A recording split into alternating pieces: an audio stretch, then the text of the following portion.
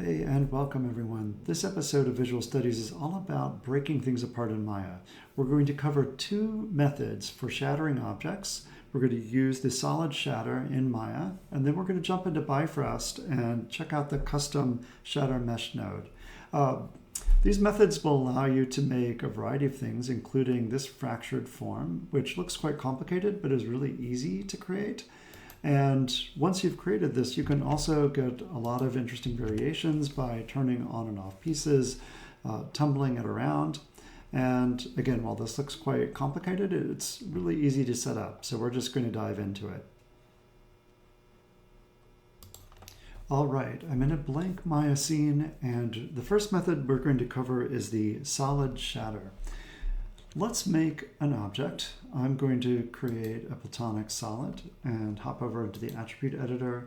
This is an isosahedron. We are going to set the subdivision levels to 2. We will make the radius 5. Pop that up a little bit. I'm going to hit the W key, move this up, hit F to focus it, and this will be the starting geometry. Maybe I'll give it another set of subdivisions. 3, and if your geometry is turning into a ball, just make sure that you turn off spherical inflation here. All right, so now I have my platonic. I'm going to center the pivot, delete the history, freeze the transformations, and we are ready to shatter this object. So Control D, I'm going to make a duplicate, and I will hide the first one.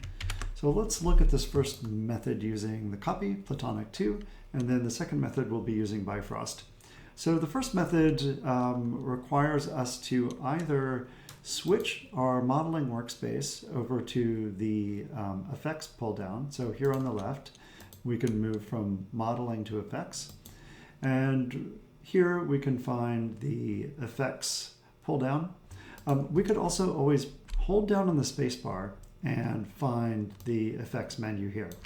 So 2 ways to do it. If you don't want to move out of modeling, you can hold down on the spacebar, or you can hop over into effects.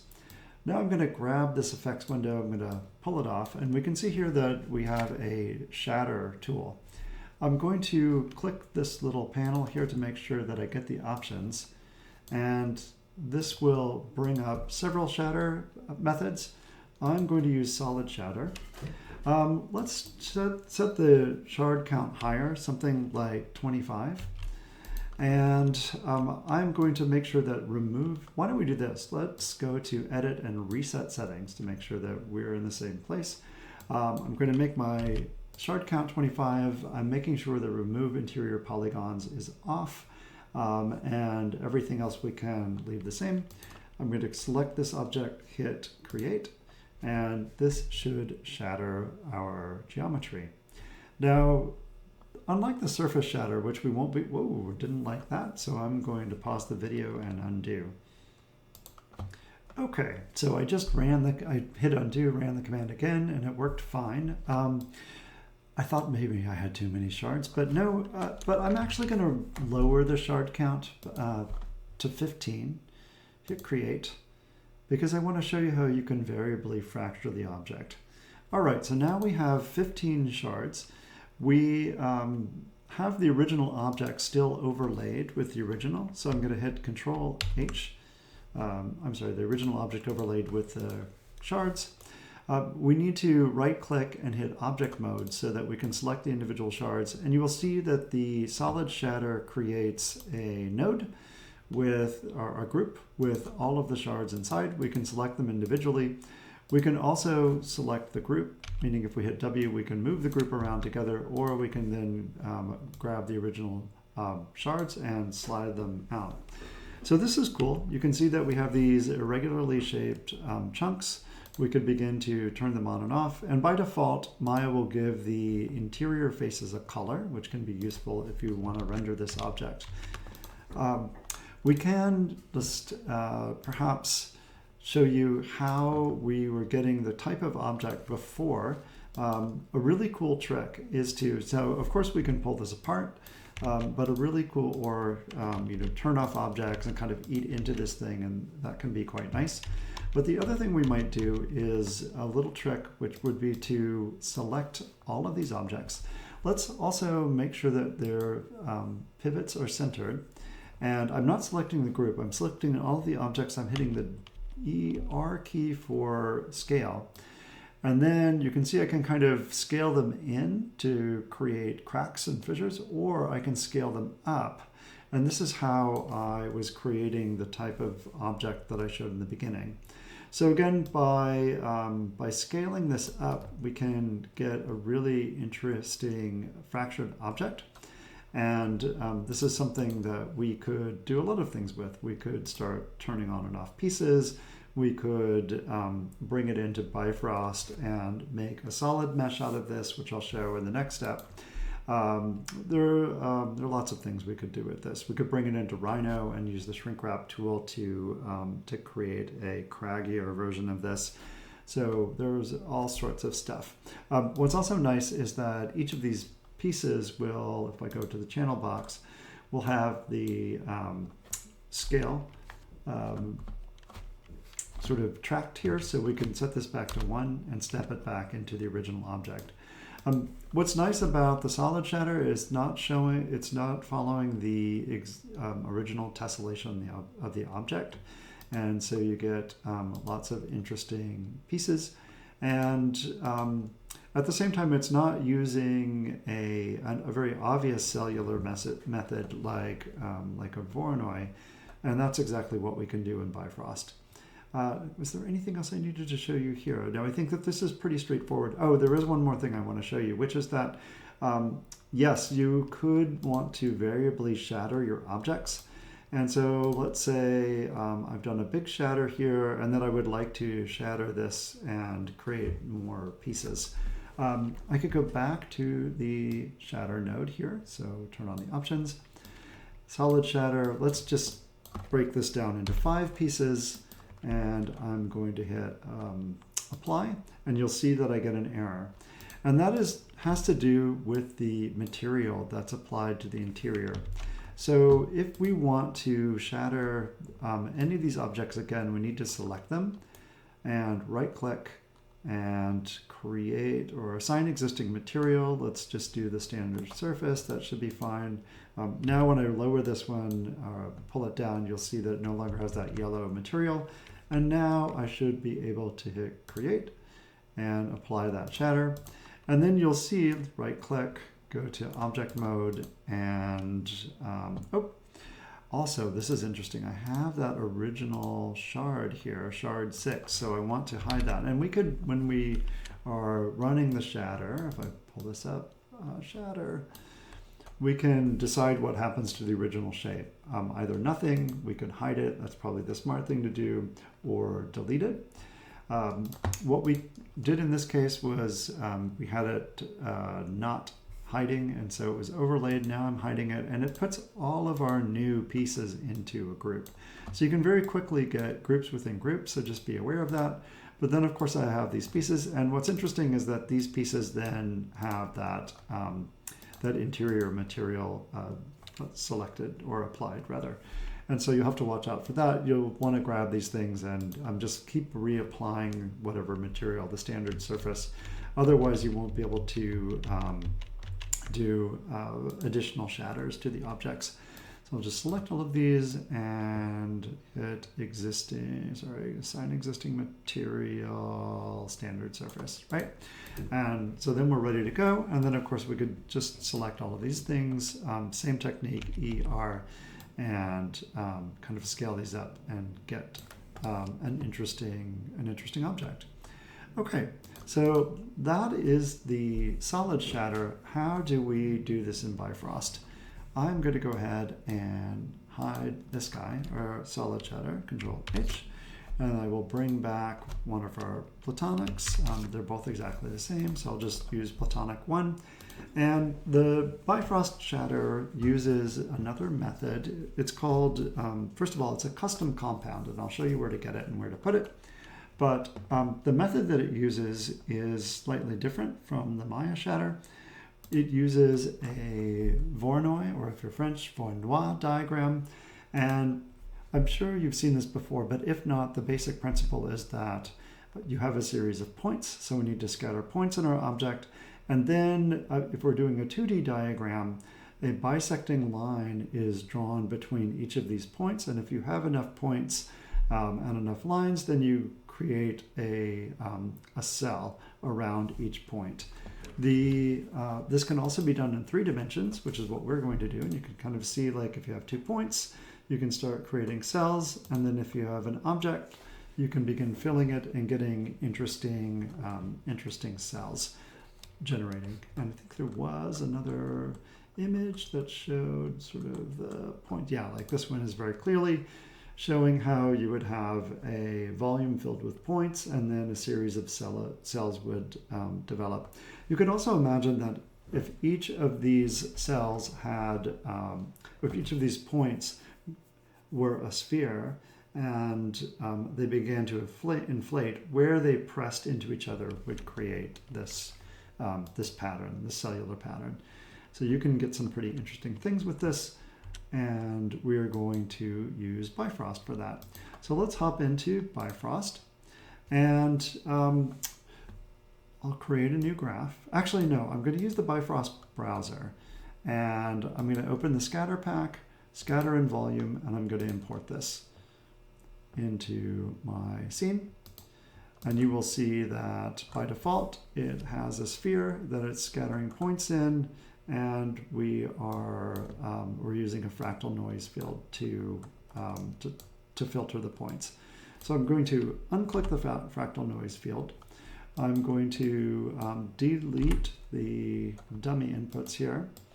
The output, let me just put this over here, scatter and volume, that's fine. I'm going to find my platonic, middle mouse button drag, and pull this platonic into Bifrost. I'm going to make this the input for scatter and volume. And now if I focus, we can see that we have many points inside of our object. I'll just hide that object for now. And in scatter in volume, for the method we're going to use, we need, at least I would start with far, far fewer points. We don't want anything like 60,000. So I'm going to start with 25. So we've scattered 25 points inside of our object. So if I Shift H, show that object, and I don't know why they're like, some of them are on or near the surface, I'm guessing. Seems like we'll go to shading. Let's go to wireframe. Yeah, so we can see, in fact, like most of these points are inside. So, okay, so we have these points scattered inside, and we're using scatter and volume. What's our next step? Our next step is to use the custom Shatter mesh node, and you will have to find this compound online, and I will link to it in the video description. But I will also show you. This was a really great discovery. I found this. I will also link to this video so you can see some of the other compounds that Hyuu has made and has collected in his, where is it, custom mesh compounds pack. So we'll also, so the Hyuu compounds, Bifrost compounds, you will need to load this into your special folder. You can get this from Gumroad. You can get this for free by putting in a price of 0. And if it works for you, I recommend donating something, because these are really great compounds. So how do these compounds work? You'll need to download the folder. You will then need to unzip it into your, let me find this really quickly. C, if you're using a Windows computer, you'll need to go to C, users, find your username, go to Autodesk, and if you don't have an Autodesk folder, make it. Bifrost, if you don't have a Bifrost folder, make it. Compounds, if you don't have that folder, also make that. So this is the folder structure. And then you can unzip the Hyuu compounds here, restart Bifrost, and then you should have access to these mesh compounds. And there are a lot of cool ones. We're going to be looking at 2. The first one, obviously, is the Shatter mesh. So we'll hit Tab, and now you can get the Shatter mesh tool, which is not available with the Bifrost or the default Bifrost compounds. So let's toss our mesh in here. And I'm going to go back to our platonic here and hide it. Go back to shading and go to smooth shade. And let's grab our mesh over here. So our platonic shape, we're going to grab that mesh and put it into Shatter Mesh. And then the centers, we want the points, but we don't want the points themselves. We want their positions. You can see how this input is green and this input is green. So we can then see them. And then we should be able to preview this. By default, I am kind of accustomed to hitting P for proxy, but that is not what you need to hit. You need to hit D for diagnostic. And now you can see we have this very nice cellular shatter. And what's very cool about this is that it's also being trimmed at the boundaries of the original mesh. And by default, if we look at the parameters of the compound, so we need to make sure that we have the Shatter Mesh compound selected. We have some options here which are worth noting. One is so it looks like it's shrinking it in, right? Which it is, but this is not actually what we would get if so for example, if we wanted to grab, we actually have one already, an output. If we take our shards, we can throw it in here. And you can see that we have our shards. Let me turn off the diagnostic. And what's interesting is that if we are previewing this with the output, we don't see those offsets, right?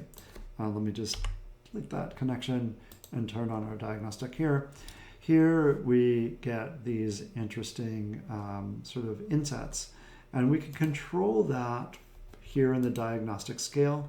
I'm selecting on the Shatter Mesh, and then we can kind of slide this. We can make them very small, or we can get that type of crystalline effect that we were showing with the previous example. So this is very cool. But of course, when we bring this over to the output and turn off the diagnostic, it is just showing me the shattered object. So is there a way in Bifrost to kind of bake in this diagnostic scale? And the answer is yes. And what I'm going to do is, again, delete this connection with the output, turn on our diagnostic scale. And let me take this back to 0.8, because before I show you how to sort of send this diagnostic scale to Maya, I also want to point out that we can, there's some interesting limits here. So if you're worried about having too many points in your scatter, you can limit the number of shards that you have. You can also turn off solid shatter and then just get the sort of perimeter. Let me turn on shading, lighting, two-sided lighting. We can get just these surface faces of the shatter, so that's really nice. So I encourage you to play around with these objects, preserve normals, that's nice. And yeah, preview point size, I don't know, is that gonna do anything for us? I think we would have to turn off the preview here. Turn off that preview and then preview point size. Oh, I'm not getting that to come somewhere. That's because it's being sent to the output over here. So turn off those points, and then I think in the Shatter Mesh, if we could, yeah, we can turn on the points here. So P here is for points, not for proxy. And then here we can make these points larger here. So you can see that we have points. All right, so let's turn those points off, and let's show you how we can work with the diagnostic scale to get that to Maya. So I'm going to just make this 1, and that's going to seal up the object. And Hyuu has also in his mesh compounds given us a really great compound called Scale Geometry at Center. So tab, Scale Geo at Center. So we are going to make our shards the geometry here. So coming out of the Shatter Mesh. Our center will be the valid centers. like that. And then we can use a value. So by default, I mean, we could just change this here. So I could change this to 2, for example. And we're not seeing anything happen, but that is because we need to turn this one off. And let's delete that. Well, actually, just delete the wires to this terminal, and let's throw this out geometry into the proxy of this terminal. And now we're seeing that scale. And then if we want a nice little spot to grab the scale, we can left click and create a value node.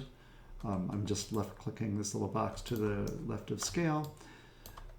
Sorry, I was right clicking. I think I was right clicking it. Yeah, I was right clicking it.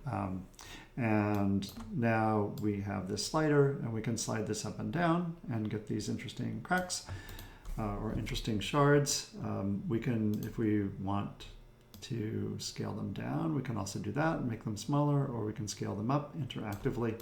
And then of course, back in scatter volume, we have our seed.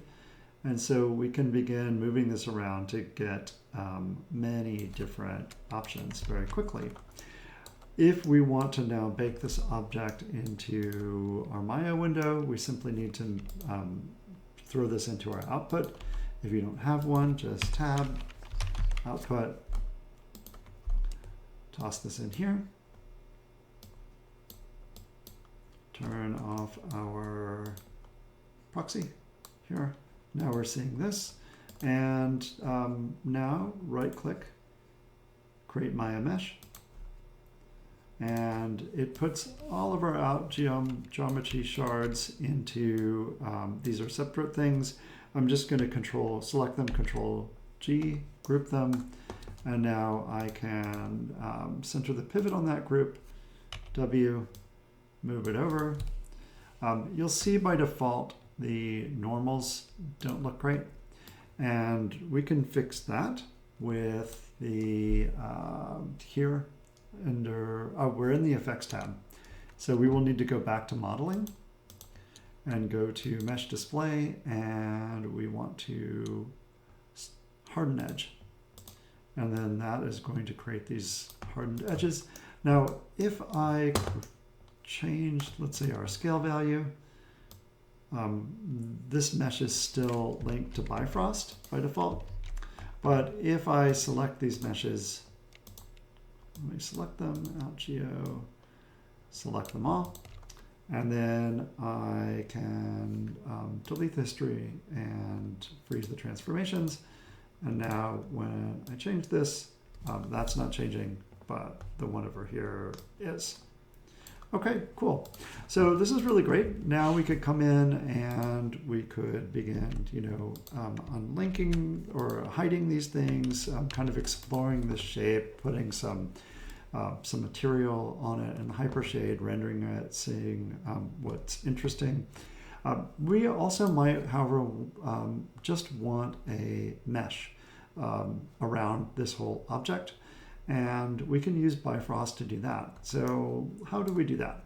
Let's go ahead and make a new Bifrost graph. So I will, well, we can do this in one of two ways. We're going to throw this object in, but maybe I think it's going to be better just to keep with our same graph. So let's just say we'll save this one, and let's just keep going with the graph that we have. So we will mesh this one.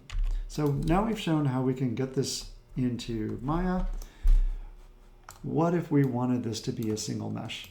And this is where we could use our level sets. And so to quickly do this, let me look at my notes here.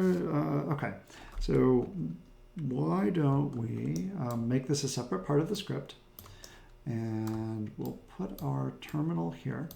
So our scale geo at center, we'll always be able to preview it here. I'm going to delete my connection with the output, and then I'm going to create a pass.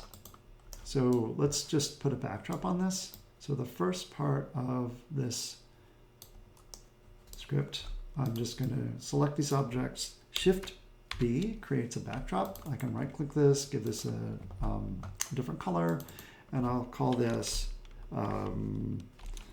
Voronoi shatter. Okay, the next phase will be our meshing. So tab, and let's create a mesh to level set. So mesh to level set, we're going to bring our out geometry into the level set. I'm going to change the detail size. By default, this is pretty small. I'm going to change this to 0.1 instead of 0.05. And to preview how this is creating a level set or an implicit volume around our surface, I'll hit tab and grab a volume scope. Bring our level set up into the volume scope. And let's get a new terminal. Throw this into proxy. And this should, preview how our shatter volume is being sampled. And so you'll see that this dense voxel grid is just that, pretty dense. And if we made it 0.05, it would be even denser. So, so we'll create this mesh to level set with a detail size of 1. And then I'm also going to right click and create a value node so I can keep track of the change that I've made there. That makes it easy to see. I will turn off the volume scope. And now that we've turned this into a level set, we need to turn it back into a mesh. So I can hit tab, volume to mesh is the component I want to use. I'm going to pull my level set in. And before I hit preview, let's see, what is the property? The detail size scale is 1. That should be fine, although we'll probably make it smaller. Let's hit P for preview here and see what we get. And now we can see, I'll just toggle off if I can here. So you can see we're getting this pretty nice mesh, and it should be, well, it's hard to see if it's hollow on the inside, but it should be hollow on the inside. We can confirm that in a second. So that's looking pretty good. If we want it to be even more detailed, we could change our detail size to, I think actually this is really nice. We could probably bring it up a little bit to 0.5. Probably doesn't need to be quite as dense as it is. So I'm changing this detail size. Oh, no, 0.5, maybe it's smaller. Okay, well, that's fine anyway. So we'll just roll with that. And in our resolution, just so we know that we've changed something, let me make this bigger. Sorry, so you can see it. Detail, where was it? Detail size scale. We're going to right click, create a value node there. And it will pop out our value node in just a moment. I don't know why it's freezing. There it is. Okay, cool. Great. So then if we want to get this into Maya, all we need to do is put our, make sure that we get another output here, put our meshes here into this, and that should convert it. Once we have it, we can right click the out geo, create Maya mesh, and this will create our Maya mesh. And why is it creating all of this? Volume 2 mesh. Dun, dun, dun. Oh, this is really interesting. This is cool. I didn't mean to do this, guys, but I've actually created a volume around each one of these shards, which has softened them a little bit, which is actually quite nice. So this is something you can do. This is not what I meant to do. Once we've thrown, we get each of these scale geo at center. We're getting each of these meshes, and maybe there's a way to get it to throw a level set around everything, but it is in fact throwing a level set around each of these objects. So I'm getting each one meshed. Okay, so how do we fix that? Let's do this. I'm unlinking that output. Actually, I didn't need to do that, but so we'll link it back up. we want to use the, we basically want to combine these meshes into one mesh and bring that back into Bifrost. So how do we do that? Let's go ahead and unclick or unlink our scale geometry at center here. So this is the first part of our script. It was coming into mesh level set. I'm going to unlink that.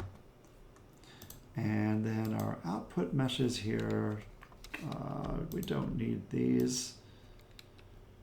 So let's just grab all of those out geometries and delete them. Let's bring all this stuff over here. And we did have Shift H.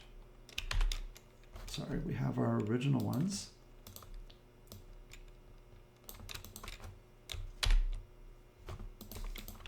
Yeah, these guys. So this was the original thing from the Shatter. And if you lost that, you could just, why don't we do it with a different one? So I'm going to hit undo to hide those again. Let's make a new terminal. Terminal. No, output. Output. We're going to toss these in here, right click, create Maya Mesh, focus. We have our Maya Mesh. So we have all of this out geometry. Let me hide this one. We have all of this out geometry. And this time, let's just directly center the pivots, delete the history, freeze the transformations. We're now going to go to, we could either do this in the modeling toolkit, or we could go to mesh and combine. Now let's grab these to run all of these again. So center pivot, delete the history, freeze the transformations, and you will see that I have one new mesh, which I'm going to say like all shards or something like that. I'll just call it all shards. And we could separate these meshes again. So again, mesh separate and separate them back into the individual pieces. But now that we have these as one geometry, so I don't need this output anymore, I can come back to all shards. Let's go ahead, mesh display, and harden the edges.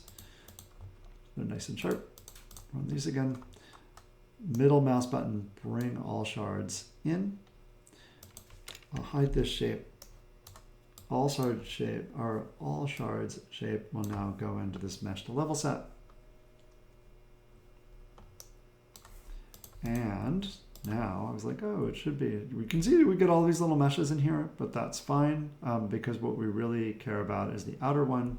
So now we can go to volume to mesh, output. So basically the script that we made before, we can come back to this output and create our Maya mesh. Okay, out geo, we have that. Let's send the pivot, delete history, freeze transformations, come over to the channel box. Out geo, I'm just going to pull that over so we don't get confused with our Bifrost mesh. So that's our live linked one. This one now, it's pretty dense, right? And we have all of these, okay, focus on this. We can look inside and, oh, all of those little blobbies are gone. Okay, great. So that's great because if I now separate this thing, mesh, separate, are there any things inside? We'll see what happens. Polysurface 1. So let's just grab polysurface 1 and pull it over. So there were lots of little blobbies inside after all. Those are kind of cool. Maybe you could do something with them. But let's say we don't need them. We can just grab them, delete them. It's taking a moment. Now they're gone.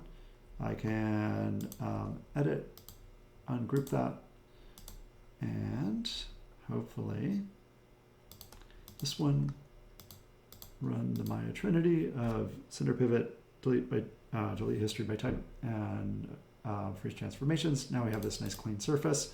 Okay, cool. Then if you wanted to texture this, the last step would be to make sure that you go and have the heads-up display on, poly count. We can look and see that this has about 213,000 faces. I'm sorry, yes. 213,000 faces. We can now go to Mesh, Retopologize. We can give it a target face count, which is maybe 200,000, something like that. Not 20,000, 200,000. This should all be fine. And I'm going to turn on the, so if you do this step, you'll want to go to Windows and make sure you have the output window on, because the output window will track this process and you will not get discouraged if it takes a long time. So now I'm going to pause the video, hit retopologize, and we can look at the final results. It's not done, guys. It's just crunching, and I wanted to show you what the output window looks like while it's processing. I'll be right back. All right, and we're done. Oh man, it was taking forever. I ultimately did get it done in 82 seconds, but the first time I tried this, it was taking forever, and it is because I had preserve edges by angle selected. So if I just go back to Mesh, retopologize, make sure when you've got 200,000 faces that you don't have preserve hard edges or edges by angle, because it was checking every edge and it was making it take forever. But then when with that unchecked, it didn't take very long at all. So now we have a nice mesh. And then once you have this ready for texturing, also be sure to, for center the pivot, delete the history. That's really important because the retopo does take a little bit of time. And if you don't delete that node, it will recalculate on you when you, let's say you closed Maya, opened it back up, it would have to recalculate and recrunch that. This is now like a super nice clean mesh. It has just under 200,000 faces on it, and it should work really nicely with Arnold, and there's nothing inside. It's looking really good. So I hope you've enjoyed this tutorial, and I will see you next time.